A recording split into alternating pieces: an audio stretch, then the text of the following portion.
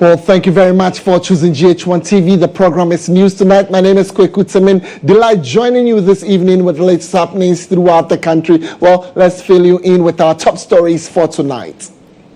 Coming up in the next 60 minutes, organized labor to strike from October 10 in demand of immediate action from government to deal with the illegal mining menace in the country. We are therefore calling on all workers to stay as the October 10, 2024 until government accedes to our demands. We are your election hub. Tonight we bring you politics as NDC insists on forensic audit of voter register despite assurances from the Electoral Commission to provide a credible one ahead of the December elections. Yes, some errors have been made. Here are the corrections, and we have provided this in a timely and accurate manner. And so for us, this is the trust that we speak about. I'd like to also state that we do not have anything to hide. Also ahead, President Nana Addo Dankwa Akufo-Addo embarks on a tour of the Upper East and West regions, where we shall be in the area to find out what he has been saying. And then tonight, to make the bulletin balance, we'll bring you updates from our world of business as government pledges commitment to deal with illegal mining menace. Despite the presence of security escorts, militant groups remain undeterred, posing a constant threat to mining operations. Tonight we have these and many other interesting stories making the 1 hour bulletin. Don't forget, we'll be bringing you some sports updates as well. So be my guest, stay with us within the next 1 hour as we bring you all these stories and many more.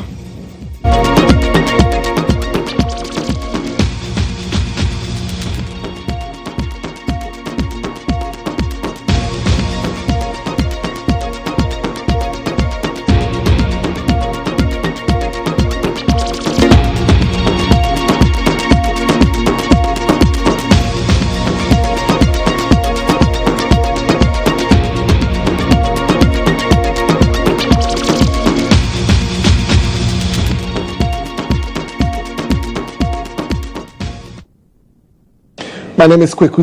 Let's bring you the stories at this moment in here. Organized labor will from October 10 lay down their tools to press home their demand for the government to deal with the destruction of the environment by illegal miners. Well, organized labor 2 weeks ago served notice to embark on an industrial action if government fails to ban all forms of mining by September 30. Well, after a crunch meeting following the expiry of the ultimatum to government on Tuesday, Secretary General of the Trades Union Congress, Joshua Ansa, told journalists that they have no choice than to use the industrial action to press home their demand.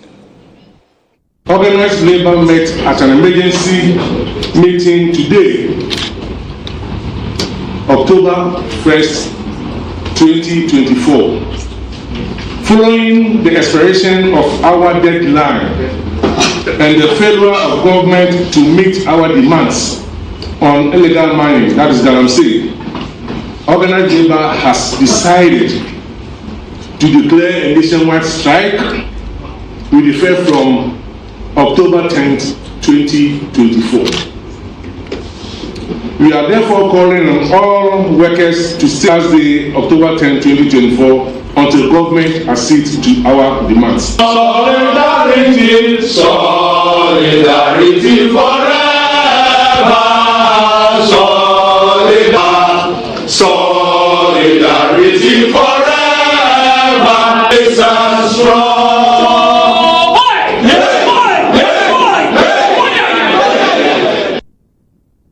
So organized labor, they're embarking on a strike as they've given the date as 10th October. October. Well, let's get more details on this particular development because Professor Mahmudu Akurugu is the president of the University Teachers Association of Ghana, and he joins us for a conversation on this particular development. Prof, thank you very much for your time tonight. So let me find out from you. Your colleagues in the TUC have decided to strike on the 10th over the illegal mining menace.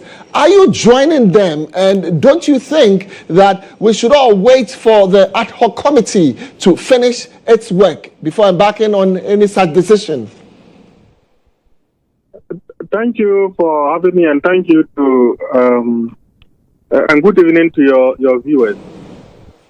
First, UTAC was present at the organized labor meeting, and so we are part of the decision.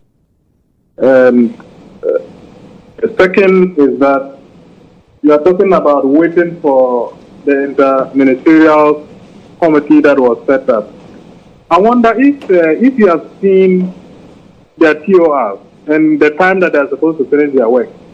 So we can't wait in perpetuity. They met us. They promised to meet us a week later. They'll date, and they haven't said a word to us. So we are duty bound to do what we have to do, and that is to put to action our demands. So what we said we're going to do if our demands were not met. And that is exactly what we are doing. No, but help my viewers understand better. At that meeting, what exactly did they tell you? At the meeting, we were told that they would engage with other stakeholders as well, and then get back to us within a week to tell us their decision on the demands that we had made. And we added some two further also demands, one being the fact that the political parties will sign a pact committing to the cause of eliminating these destructive activities that are being carried out across the country. And the other one, the revocation of the law that permits mining in the forest reserves, and also the need for special court to be established to prosecute people found engaging in these activities. Can we talk since moment? So those were our demands, and they said they felt that we had a case given the destructive nature of the activities, and that they were going to engage with other stakeholders and get back to us, and that was the end.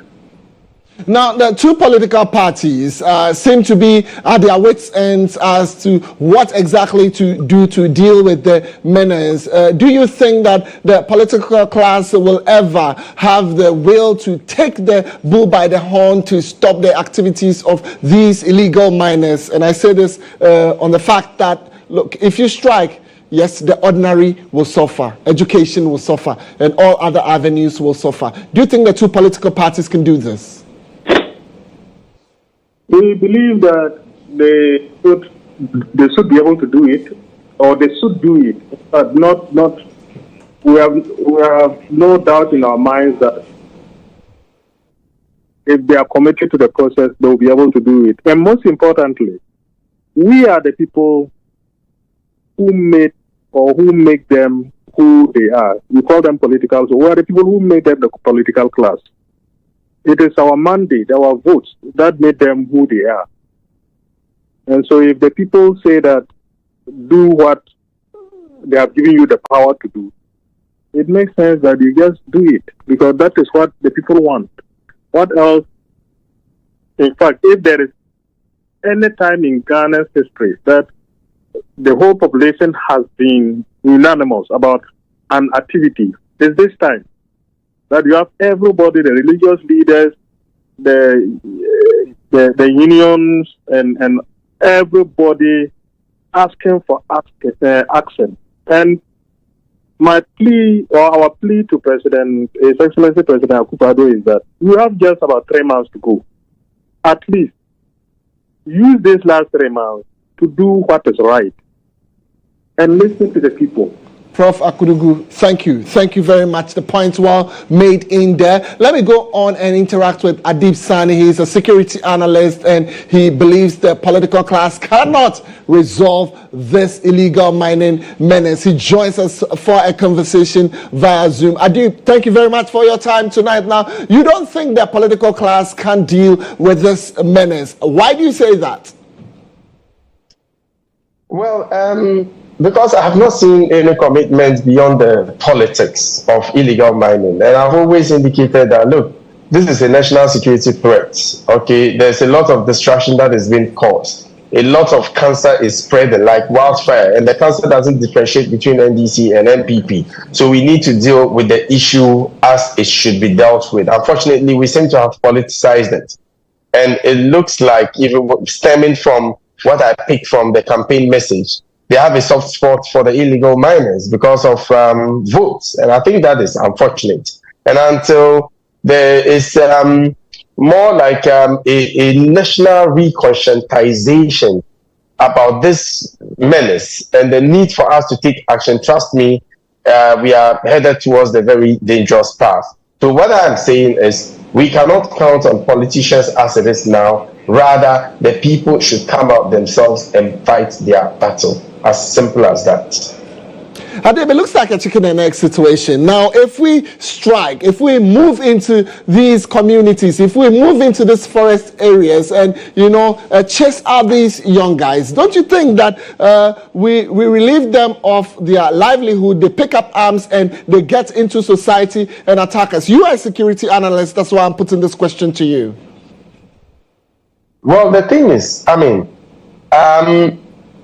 I do know that the issue of illegal mining is a multidimensional issue that requires a multidimensional approach to be able to deal with. There's no denying the fact that stopping it will take away people's livelihoods. That is why we've indicated that beyond stopping it, we need to address the issue of youth unemployment. We need to provide them with alternative sources of livelihood.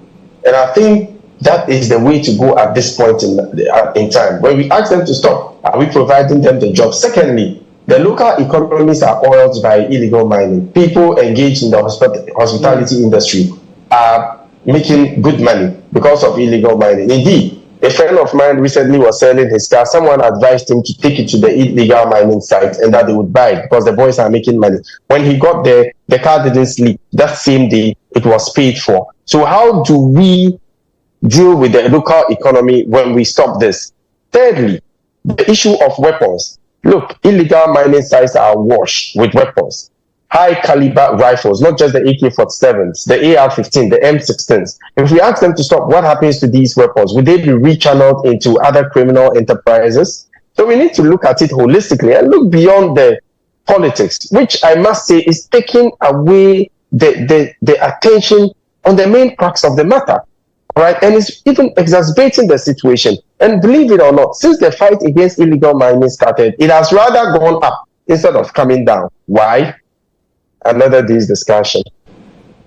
Adib, concerns here that proceeds from illegal mining gradually is moving into the hands of terrorist group amongst others. Do you have snippets of this information and how worrying is it? Absolutely. This issue has been out for some time now.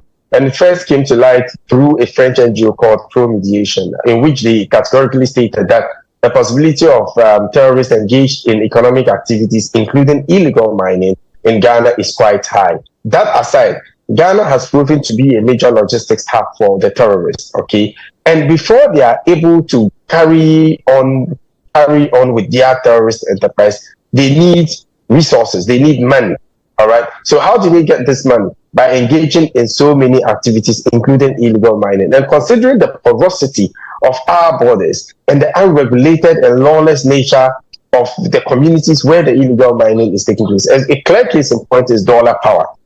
It is quite distressing because the possibility that terrorists are engaged in illegal mining, are making money, and are using it to fund terrorist activities in other countries is quite high. So we need to look beyond even the environment. The threat of terrorism is high. All countries around us have been attacked. We are the only ones that are safe. It's not that we are doing anything so special, but we are just being lucky. And we need to address the issue of illegal mining, which is posing threats, various threats, even human security threats in all its forms. And I think we need to address it. But one of the surest ways, Temeng, we can do this is to detach that political nonsense from it. Otherwise, we're not going to make any headway. All right, Adib, thank you very much. We're grateful for your time tonight, and now looking forward to you joining us for further deliberations on this particular development. Well, we'll move on and look at other developments very shortly. Now, the Electoral Commission will be coming up strongly, but we're bringing you insight at this moment, and it's proudly brought to you by Pepsodent. With Pepsodent, every smile matters.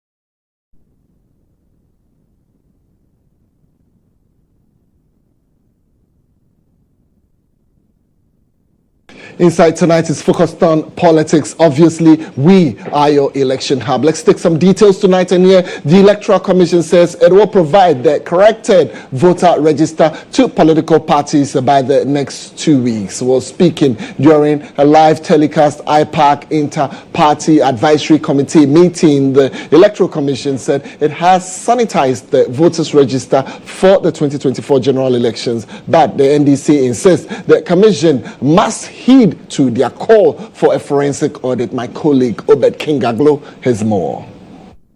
The IPAC meeting, first ever to be telecast live on TV, comes on the back of concerns raised by the NDC for a forensic audit of the voters register due to alleged discrepancies the party says it has detected. The Electoral Commission, which used the platform to make some clarifications on the claims of the opposition, said the live telecast of the meeting is part of its quest to show transparency ahead of the December polls. Prior to this, we had a list of all the individuals who had corrupt biometrics, and the Commission had taken a step right down to the district level and had committed resources to get people to go and find them. Fortunately, we had some of them, we had their telephone numbers, so we could call them and ask them to come for inclusion. Political parties, including the NDC, took turns to react to the clarifications made by the Electoral Commission.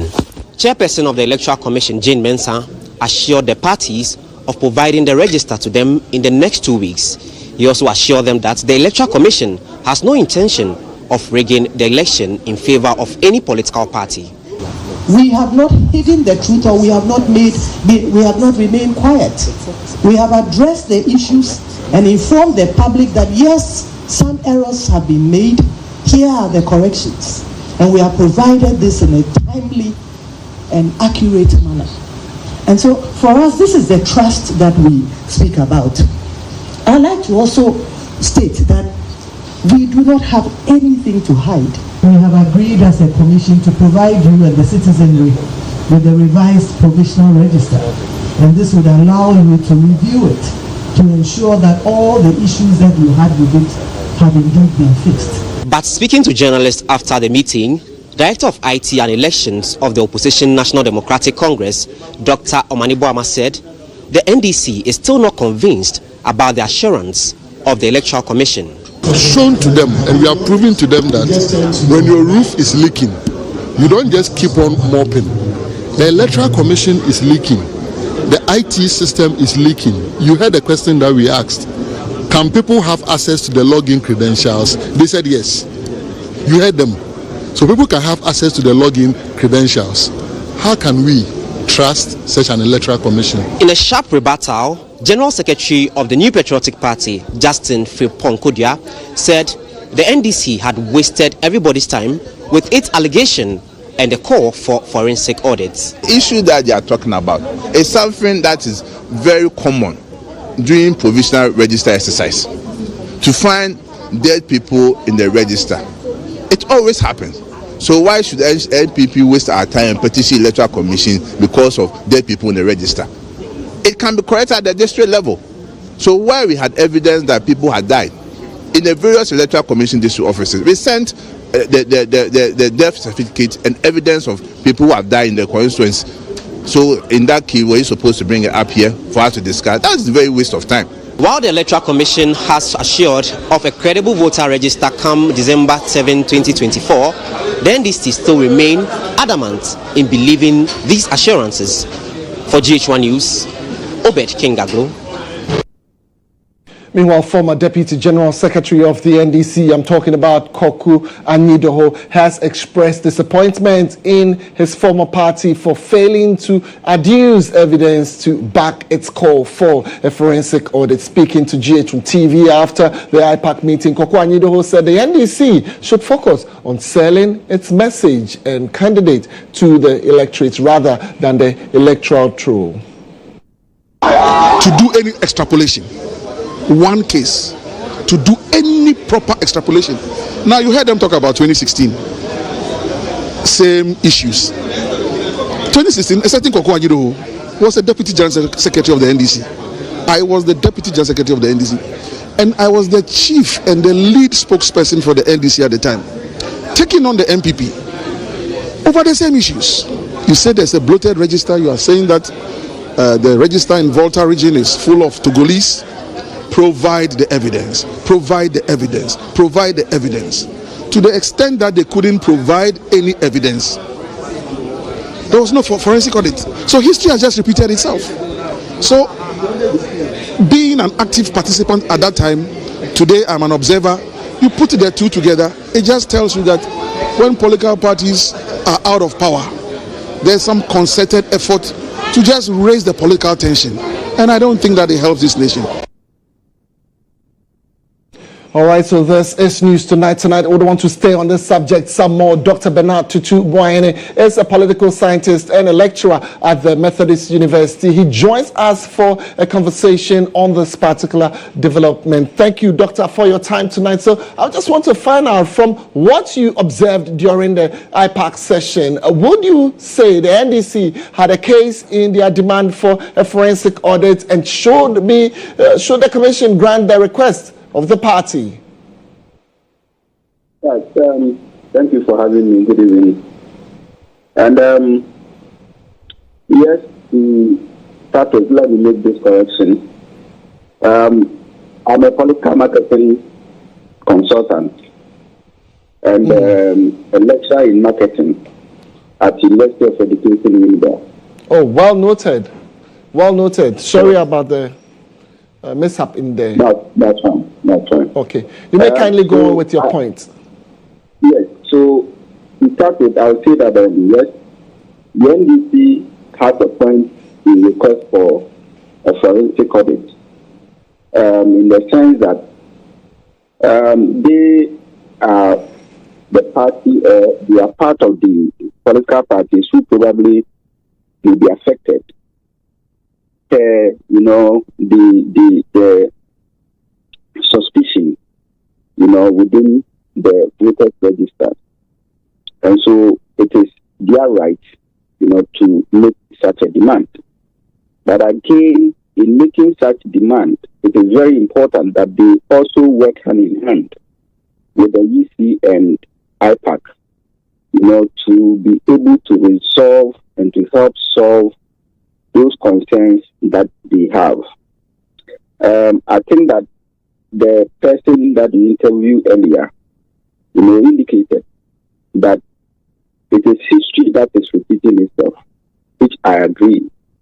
Prior to the assumption of power by the NPP, they also made a similar, request, indicating that the then electoral register was flattered with some foreign names and all that, which, of course, when they came, they took steps, to scrutinize and to probably modify, the register.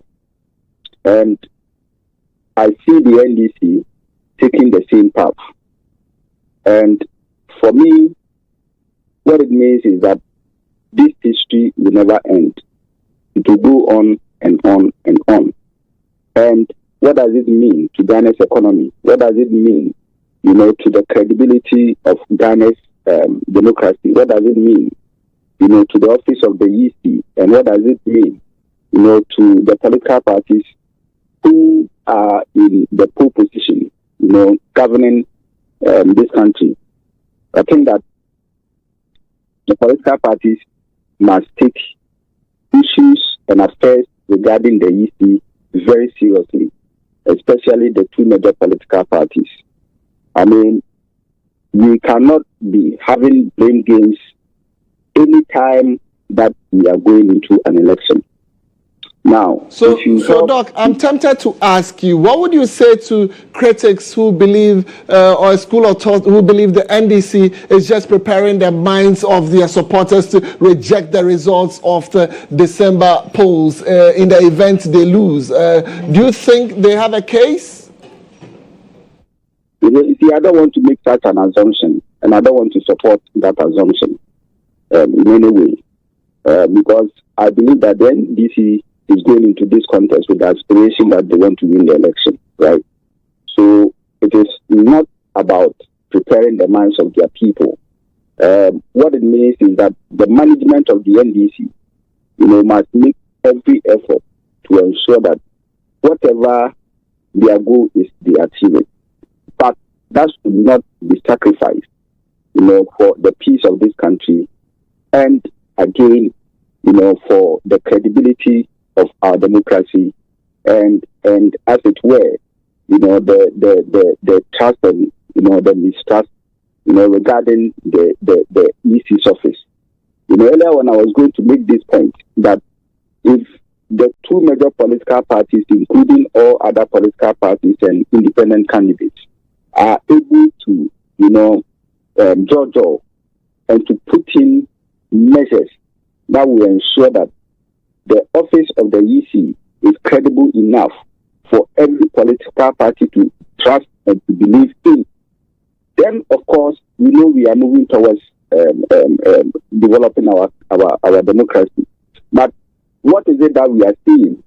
That everybody who is in a position has a problem with the EC. Does it mean that if you are in power you don't see anything wrong, but when you are in a position, that is where we begin to see everything wrong with the EC? I don't think that we should continue within this trajectory. It is bad for us, and it is not good for the democracy that we want to develop. I think that these two major political parties especially, should do well, to make the office of the EC, a better place for us.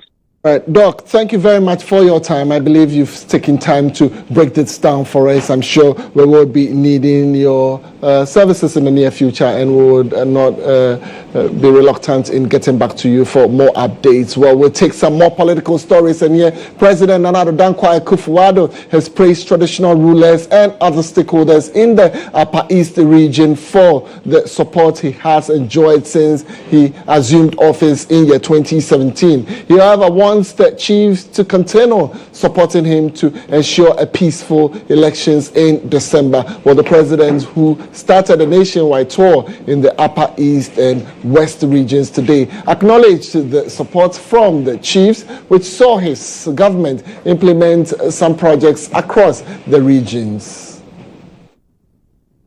Yes, the president of the Republic of Ghana has just arrived, His Excellency Nana Addo Dankwa Akufo-Addo.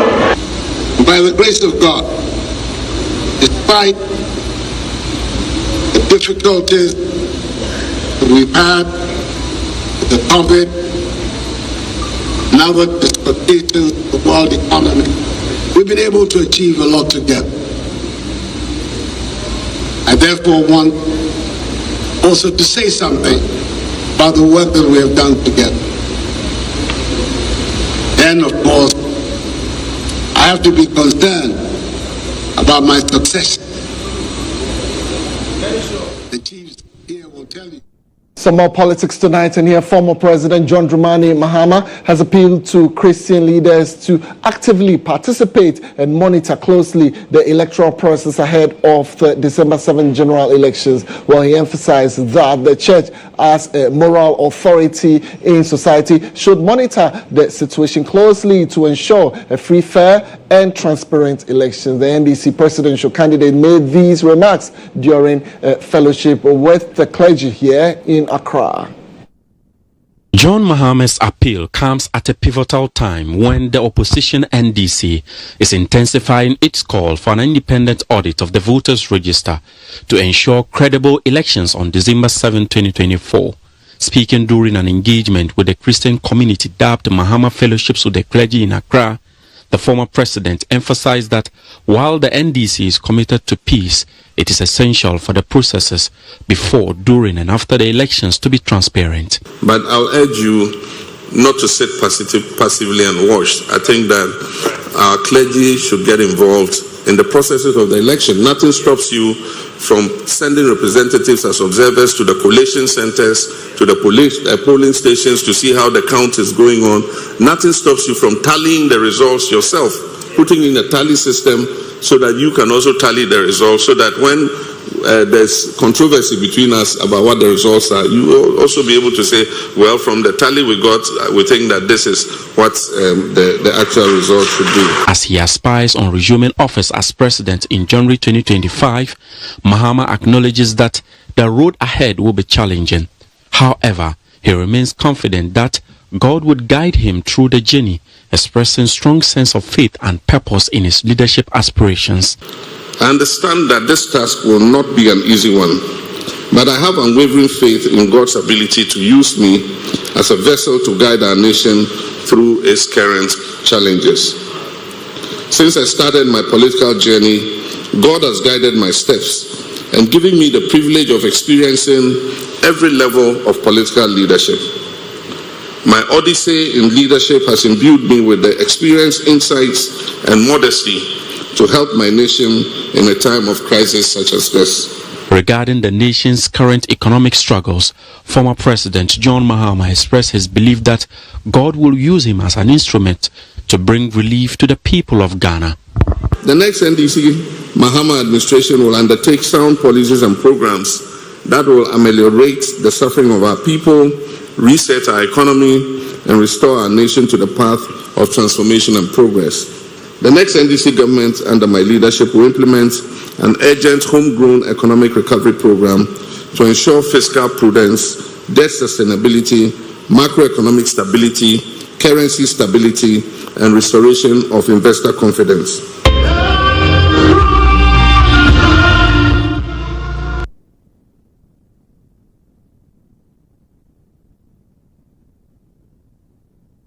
All right, so the executive director of the Global Info Analytics, that's Musa Dankwa, has dispelled assertions that the 2024 general elections will likely end up in a runoff, as his recent survey indicates that the flag bearer of the opposition NDC will win the upcoming polls with over 51%. Well, you recall that in September, a survey conducted by the Office of the President indicated a likely runoff in the upcoming presidential elections. Well, the report revealed that neither the NDC nor the MPP is projected to secure an outright majority in the first round. But speaking on Morning Star, Musa Dankwa says that the election will be a straight-jacket win for either of the presidential candidates.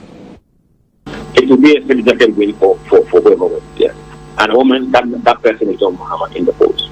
Okay, and so if it turns out to be a runoff, you will be surprised? There won't be a runoff. There won't be, emphatically, there won't be a runoff. Yes.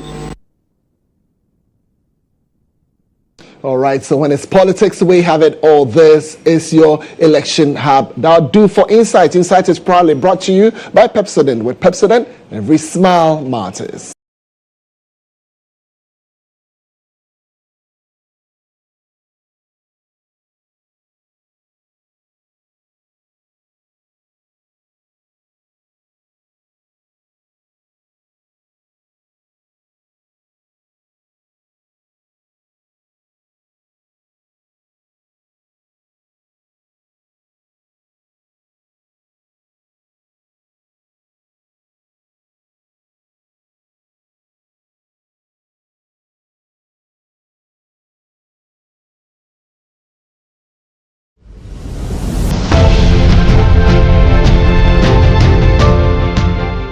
GHOne OV van has been one of the best vans I've used personally in this country. It runs a system where we are able to run on Dante to be able to do our broadcast mixed well also from this van. I've used this OB van for quite a number of big productions, i.e. 3 music awards, the late President Rollis' state funeral, Miss Africa awards, and a number of them. My experience with the GHOne van has been the state of the art equipment they have. Personal experience is you can use it for both indoor and outdoor, all events, conferencing, like anything you need a van to work for you, GHOne provides it. My experience with the van has been very good.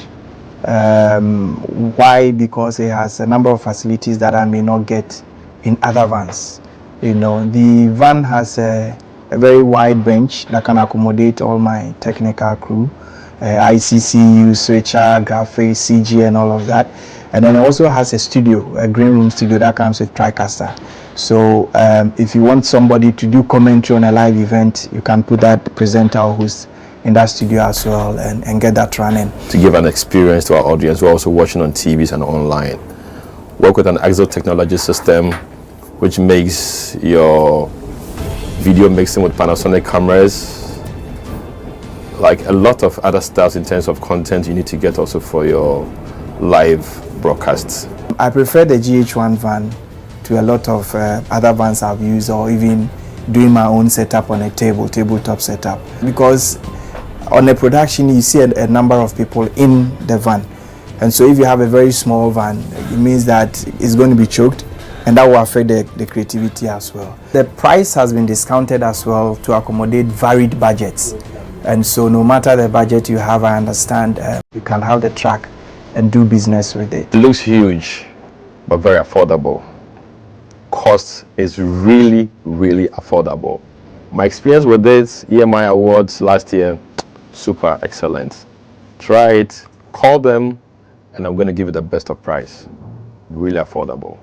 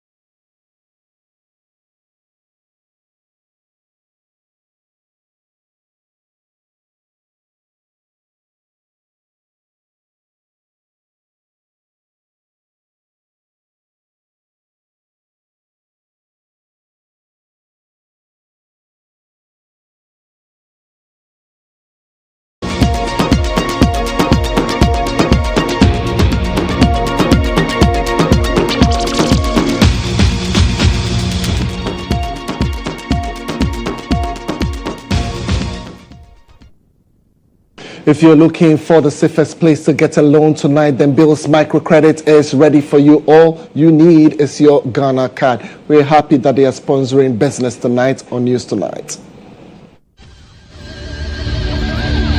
The business segment.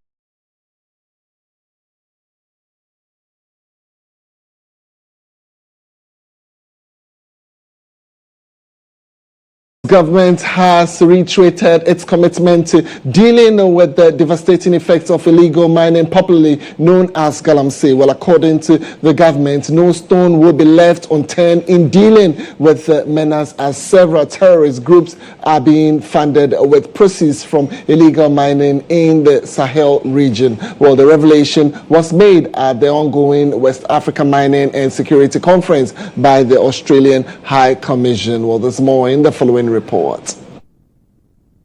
The conference is aimed at discussing the way forward in dealing with increasing activities of terrorist groups in the Sahel region. It attracted participants from diverse backgrounds interested in dealing with the emerging threats. Addressing the gathering, Director of Intelligence Analysis at the National Security Ministry, Victoria Sam, expressed government's concern about the growing trend of terrorism in the sub-region, citing illegal mining as a major funding source. Mining assets and convoys transporting vital resources are prime targets. Despite the presence of security escorts, militant groups remain undeterred, posing a constant threat to mining operations. As terrorism spreads into littoral states, it has become evident that no country in the region is immune. Furthermore, there is significant evidence that these groups are exploring illegal mining sectors to fund their activities, even in countries where they are not yet operating openly. Ghana in particular is on high alert and continues to implement a range of measures to fortify its security posture against potential incursions. Australian High Commissioner to Ghana, Her Excellency Bernice Owen-Jones, underscored the relevance of the conference, noting the rapid evolving nature of security threat to mining investment across the region. It is now, I would say, an international conference, and it provides a forum to share best security practices and contingency planning on a very rapidly evolving security situation in the Sahel and also in the coastal states. It is my hope that mining companies in particular at the end of the conference will feel as if they're better equipped to operate in what is becoming a very challenging environment. In more business stories tonight, the price of liquefied petroleum gas, I'm talking about LPG, is expected to rise marginally by about 2% without any external policy intervention, while petrol and diesel prices are likely to remain stable or decrease over the next 2 weeks, starting October 1, 2024. Well, according to the Institute for Energy Security, I'm talking about IES, analysis of national average price based on sampled data from oil marketing companies, that's the OMCs, during the second pricing window of September 2024, indicates that petrol and diesel were sold at some 13.21 Ghana cedis and 13.69 Ghana cedis per liter, respectively. Now, while LPG was priced at some 16.43 Ghana cedis per liter or per kilogram, the energy think tank noted a mixed reactions in the international fuel market towards the end of September 2024, with gas oil and LPG experiencing price increases of approximately some 1.5% and 3.83% respectively, while diesel prices saw a decline. Additionally, the local cedi depreciated slightly against the US dollar, trading at about 0.49% lower. Given these developments in the local currency and foreign fuel markets, IES predicts that the local markets will experience slowed price movements for liquefied fuels, suggesting a degree of stability in petroleum pricing. Well, the statement also highlighted that all OMCs tracked in the second pricing window reduced their prices per liter for liquefied petroleum gas, with petrol decreasing by about 0.99 and diesel by 0.44. However, LPG prices increased by some 0.50 per kilogram. So those are some updates from the petroleum markets.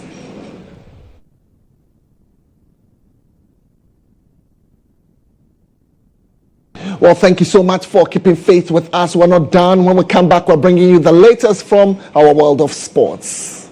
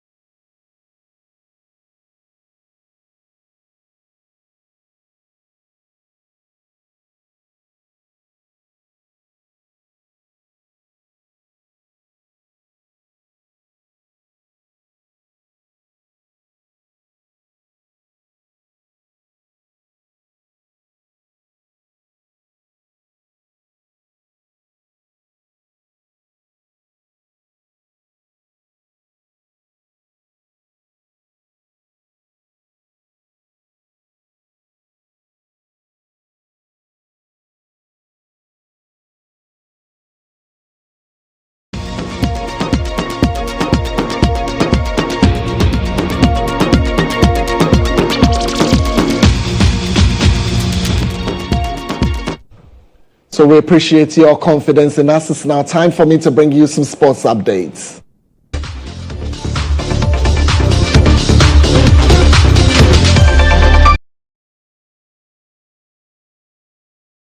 Organizing Committee for the 2023 African Games, Dr. Kweku has stated that $2.9 million was spent on the games management system and not $4.5 million, as was reported by Chairman of Parliament's Youth and Sports Committee, Kobla Mensah Woyome. While speaking at a press conference, Dr. Ofosu Asare stated that Kobla Mensah Woyome got his figures wrong and questioned why he did not sort for the right figures from the appropriate quarters.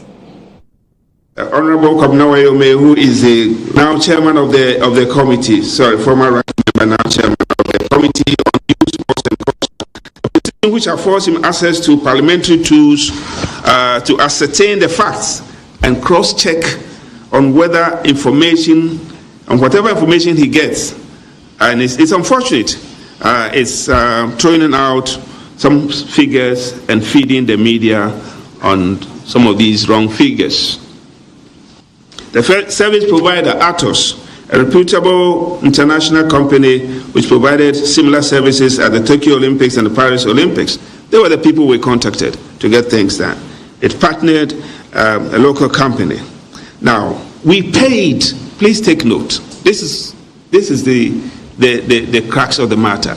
We paid the company $2,995,000 USD. $2,995,000 USD, and not $4.5 million USD. Please take note. You can quote me anywhere. We paid 2.9, and the details are $2,995,000 USD, and not, for Christ's sake, and not 4.5 million USD for the games management system. All right, so tonight in sports, we also want to touch base with the Black Stars, as head coach of the Black Stars, Otto Addo, is set to name his squad this week for the upcoming African Cup of Nations qualifying game against Sudan. Well, the Black Stars will host Sudan in the first leg on Friday, October 11, with the return encounter to be held in 3 days' time in Niger. There's more in the following reports. Coach Otto Addo has another mandate that awaits him in a bid to secure Ghana's qualification for the 2025 Africa Cup of Nations after recording just 1 point in 2 games played so far against Angola and Niger. After a rocky start to their campaign, Coach Otto Addo is expected to call up a strong squad including key players like Thomas Partey, Jordan Ayew, Iñaki Williams, Antoine Semenyo and Alexander Jiku. Ghana urgently needs points to improve their chances of securing qualification after a tough start, and the likes of defender Gideon Mensah, Ernest Nyama and Alexander Jiku all making returns from injury is a great boost for Coach Otto Addo, who might consider naming them in his squad to beef up a strong team for the task that awaits him. Currently third in the group with just 1 point, the Black Stars will face Sudan at home on Friday, October 11, before traveling to Libya for the second leg on October 14 on Monday. It's however still unclear where Ghana will host the first leg of the qualifiers. However, CAF officials have inspected the Accra and Cape Coast stadia as potential venues for the match. The Black Stars remain focused on their long-term goal of securing their 5th AFCON title next year in Morocco.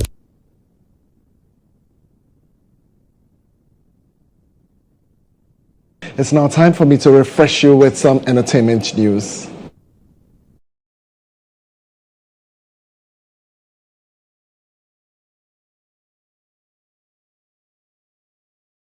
On tonight, the Circuit Court in Accra has sentenced Pastor Hammond Love, affectionately called Pastor Love, into prison terms for 48 months after being found guilty for stealing. Pastor Love, before his conviction, had pleaded not guilty to the charge of stealing a Toyota Highlander 2013 in year 2017. But 7 years on, after full trial, the court presided over by His Honor Isaac Addo found him guilty and sentenced him to serve the punishment in hard labor. Well, according to the prosecutor, Assistant Superintendent of Police ASP Maxwell Frimpong, the complainant Samuel Amankwa is a businessman and a resident in the United States of America, whilst the accused, now convict Hammond Love, also known as Pastor Love, is a pastor and lives in Accra. Well, ASP Opong said in 2016 the complainant shipped a Toyota Highlander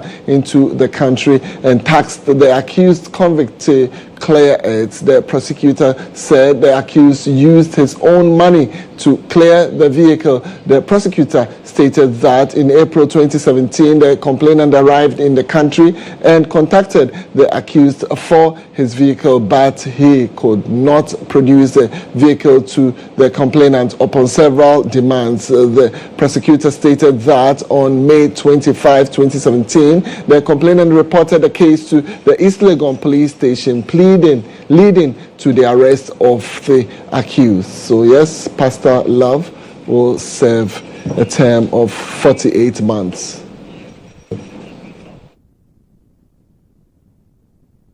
So we're grateful for your time tonight. We appreciate you staying with us throughout the 1 hour period bulletin led by Musa Lanza. On behalf of my entire production team tonight, I would want to say a big thank you to you and also ask that you stay with us right here on this channel, because definitely this is where you get information, education, and entertainment. My name is Kweku. Have a pleasant evening.